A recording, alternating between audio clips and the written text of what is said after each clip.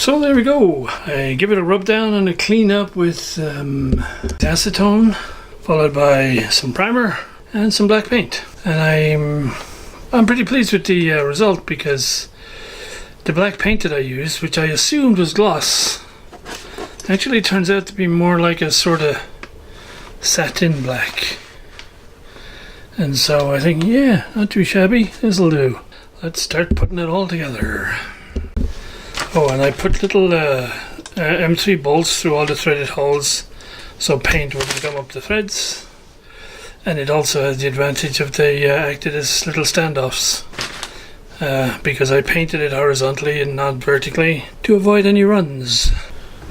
So there we go with the bearings and the drive belt mount clamp fitted, ready to go back into the frame. Well, you might even think it was made for it. I think the next thing I got to do is fit the belt, the drive belt for this guy. So I fitted the extruder, which is a little bit of a finagle, but it's, you know, follow the instructions and all will be well. However, I have encountered a little problem that's going to need some attention, which is the back of this cable loom where it comes out of the extruder. It hits the top frame before the lead screws bottom out.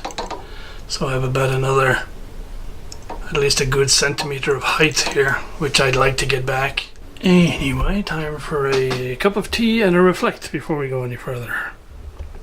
So my workaround right now is I've made a collar to go on the 8mm shaft, which when the side piece touches, the center cable thing is about 1 mil away from the top of the frame. Not my ideal solution, because I've lost about 5 mil, 10 mil of overall height, but it's a workaround that'll work for now. And the next thing I have to do is fit the bed and then lower this down and see if the nozzle will touch the bed before we bottom out against these guys. Well guys, this day has been a long time coming, so here we are finally with a carriage with 4 bearings and supporting a Mark III 24 volt bed. Starting to get interesting now. So some better news on the lower limit travel.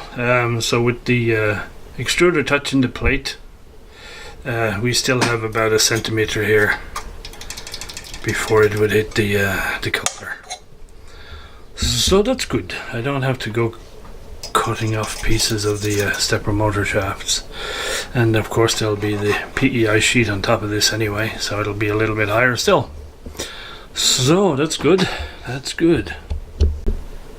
So most of the rat's nest is wired up at this point. Obviously a few changes are going to be needed. My decision to put the X-axis motor cable in here at the top is probably not going to work. I'm going to have to move it down to the bottom since there's an unused hole down here. What I forgot about is when this motor goes all the way to the bottom, it's going to try and bend this cable at a U. It's going to be pointing up because the cable will be, the motor will be below the point where it enters into the controller box.